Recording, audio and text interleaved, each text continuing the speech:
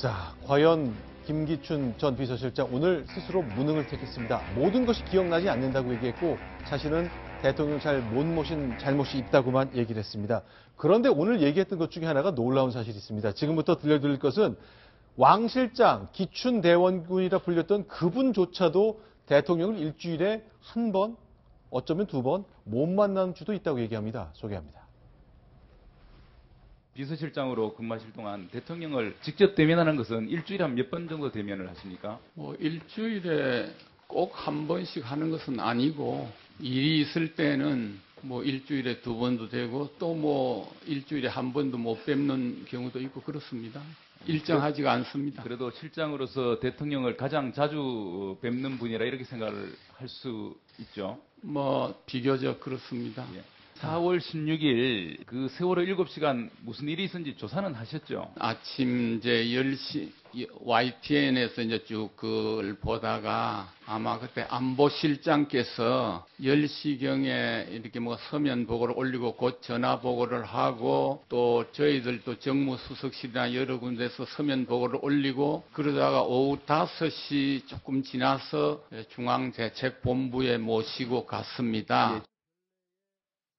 자, 윤경인 부장께 좀 여쭤보겠습니다. 그러니까 결국 이렇게 박근혜 대통령 관련 얘기를 쭉 해왔는데 안민석 의원 질문 중에는 예전에 기자들하고 송년 모임할 때 대통령을 평가했던 그 평가 아직 유효하냐 까칠한 질문을 했군요. 네, 그렇습니다. 지금 박근혜 대통령 퇴임 사실상 4월 퇴임이냐 탄핵으로 인한 조기 퇴임이냐 그런 얘기가 나오고 있는데 아직도 대통령이 매력적이고 위엄있고 우아하다고 생각하느냐 이렇게 안민석 의원이 질문을 했는데 네. 얘기가 왜 나왔냐면 지금 나온 것이 3년 전 얘기입니다. 네. 3년 전인 2013년 출입기자들과의 송년회 중에서 이제 수석도 있고 비서관도 있고 실장도 있는데 기자들이 같이 있었죠. 김기춘 비서실장 주변에 모인 기자들에게 김 실장이 우리 대통령이 그러니까 박근혜 대통령이 아주 영어를 써가면서 위엄있고 우아하고 매력이 있다. 그리고 때로는 박정희 대통령처럼 강단도 있다. 이렇게 얘기를 했었습니다. 네. 그렇기 때문에 이번에 안민석 의원이 지금도 그렇게 생각하느냐 그랬더니 당시에는 그렇게 생각했다. 이렇게 답변을 했고요. 네. 지금은 그렇지 않다는 소리냐 그랬더니 뭐라고 드릴 말씀이 없다. 이렇게 말을 얼버무렸습니다. 자, 비서실장조차도 이렇게 대통령을 모셨던 비서실장조차도 일주일에 어느 주는 만난 적이 한 번도 없는 적이 있다. 아마 해외 순방 때를 말하는 건 아니라고 생각하는데 이 정도로 뭐가 막혀 있었다는 것이죠. 저는 그 말을 좀 고지고대로 믿기는 힘듭니다. 아하. 왜냐면 지금 최고의 찬사를 하고 네. 왕 실장이 왕 실장인데 네. 일주일에 한두 번이면 그거는 믿기가 어렵습니다. 왜냐하면 네. 만약에 자주 하루에도 한두 번 뵙고 일주일에 너댓 번씩 만난다고 얘기할 경우에 네. 어떤 문제가 발생하냐면 그럼 결국은 왕 실장이라는 걸 스스로 인정하는 거 아닙니까? 네. 청와대나 국정을 김기춘 비서실장이 혼자 좌지우지하네. 이걸 스스로 실토하는 거나 다름없고 두 번째로는 그렇게 자주 대면복을 하는 사람이 네. 세월호 사건 때 7시간 전에 그때는 뭐 하고 있었냐 말이에요. 보고 제대로 대면보를 않고 네. 이런 비판에 직면할 수 있기 때문에 지금처럼 적당히 일주일에 두세 번 정도 얘기해 주는 것이 가장 모범답인 것 같다라는 저는 생각을 듭니다. 일단 기본적으로 월요일 날 하는 수석비서관 회의, 화요일 날 하는 국무회의는 기본적으로 안 볼 수가 없는 자리인 거죠. 물론 국무총리가 주재하거나 그런 것 때문에 빠질 때는 있겠습니다. 저도 비슷한 생각인데요. 김기춘 실장은 대통령이 정말로 신뢰하는 분으로 다 알고 있습니다. 그리고 네. 경험도 많은 분이고 대통령이 인정하는 또 경륜도 있고 그래서 많은 걸 아마 상의를 했을 거예요. 그런데 지금 김기춘 전 실장에게 우리가 지금 두는 혐의가 네.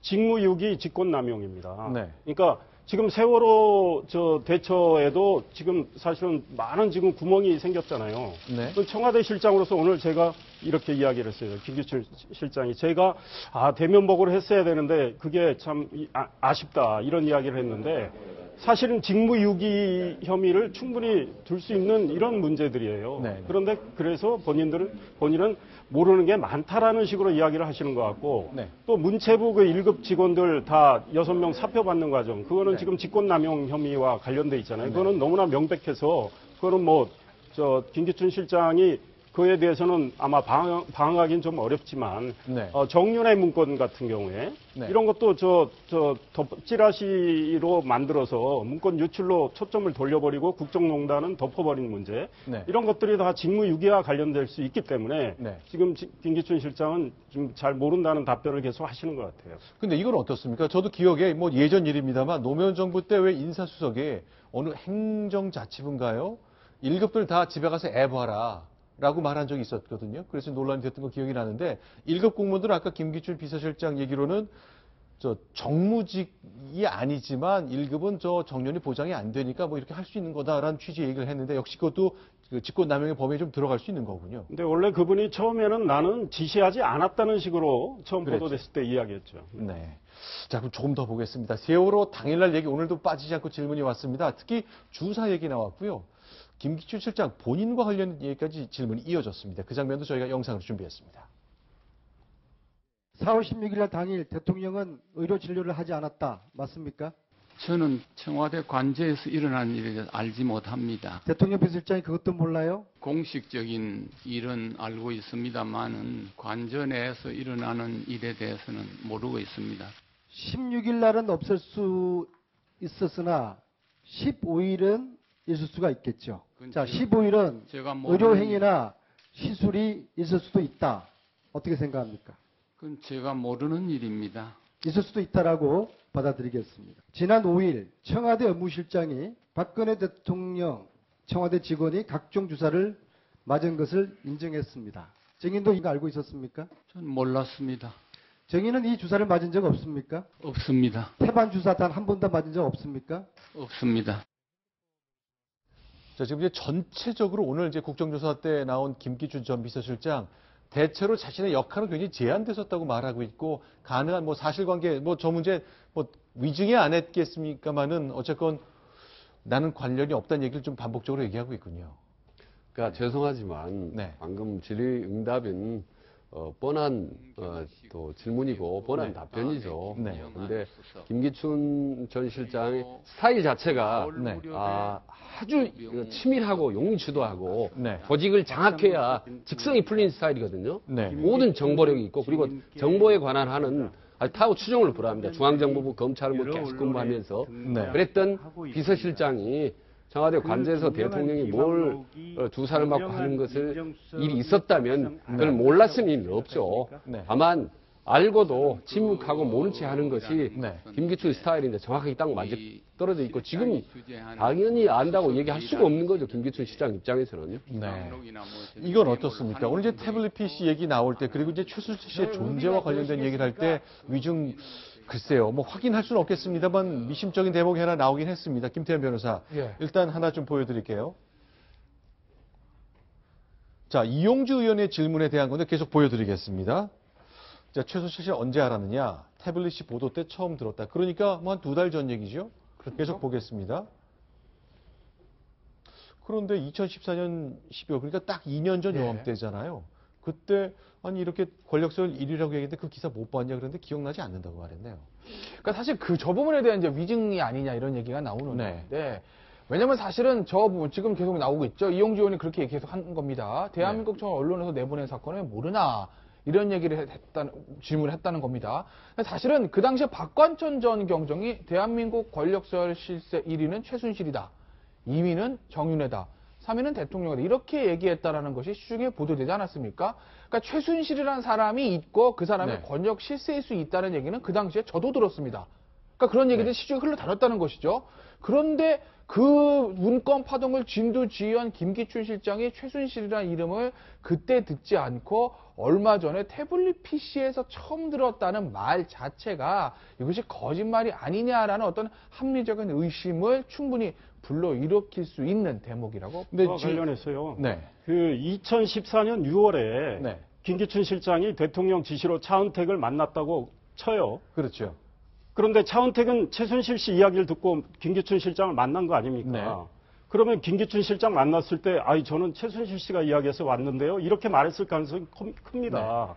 게다가 대통령이 차은택이라는 사람을 만나봐라고 했을 때 그 네. 용의 주도한 김기춘 전 실장이 네. 당시에 차은택이 어떤 사람인데 대통령이 만나보라고 하지? 이런 생각을 갖고 알아봤을 가능성이 굉장히 커요. 네. 그러면 최순실의 존재를 몰랐을 수 없다고 봅니다. 근데 오늘은 어쨌건 2년 전 저 정윤회 문건 유출 사건, 국정논당 사건 때 전혀 최순실을 몰랐고 이번에 2달 전쯤 알았다는 얘기를 했거든요. 윤경민 부장께 좀 이 설명 부탁드리겠습니다.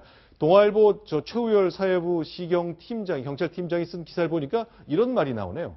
네, 동아일보가 그 기사를 보면요. 동아일보가 지난해 1월 7일 이 내용을 처음 보도하자 검찰이 발칵 뒤집혔다. 이 내용이라는 게 그거죠. 1위는 누구고, 2위는 누구고, 예, 3위는 누구고. 권력 서열 1위가 최순실, 2위가 정윤회, 3위가 박근혜 대통령이다. 뭐 이런 네. 내용인데 검찰과 정치권에서는 김기춘 당시 대통령 비서실장이 김 총장에게 전화를 했다는 얘기가 흘러나왔다.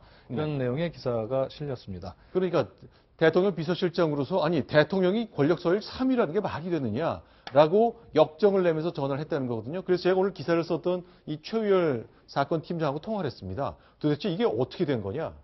그랬더니 당시 중앙지검의 서울중앙지검의 한 검사와 통화를 했는데 자기도 대검에서 들었다면서 얘기를 해주더래요. 김진태 검찰총장이 1위, 2위, 3위 기사가 동아일보에 나온 걸 보고 크게 역정을 냈는데 그 역정을 낸 이유가 김기춘 비서실장이 검찰총장에 전화해서 검찰 똑바로 해라. 왜 이런 게 기사가 나오게 하느냐라고 질책을 했다는 얘기를 대검에서 들었다면서 서울중앙지검 기자가 이 기사를 쓴 칼럼을 쓴 기자한테 얘기했다는 거죠. 그 시점에 바로 정윤회 씨 그 문건 그 문제잖아요. 네. 그때 돌아가신 그 김영한 당시 민정수석의 비망록에도 있습니다. 네. 거기에 최순실 씨하고 위아래층이 있었던 네. 김모 씨라고 그 모피점 운영했던 사람, 네. 그 김기춘 실장 지시로 그 사람 나옵니다. 네. 네. 김모 씨, 모피 해서 이미 최순실 씨의 문제를 추적하고 있었다고 봐야 돼요. 알겠습니다. 일단 김기춘 비서실장 현재 국정조사 계속 진행되고 있습니다. 그러나 현재까지는 내 역할은 굉장히 제한적이었고 많은 것을 모른다. 그러나 대통령을 잘 못 모셔서 정말 송구하단 말을 계속 반복했습니다. 자, 4가지 소식 정리했습니다. 윤경민 부장 여기서 인사를 좀 드리고 새로운 패널 모시겠습니다. 고맙습니다. 자, 이번엔 5번째 소식입니다. 순위 확인합니다.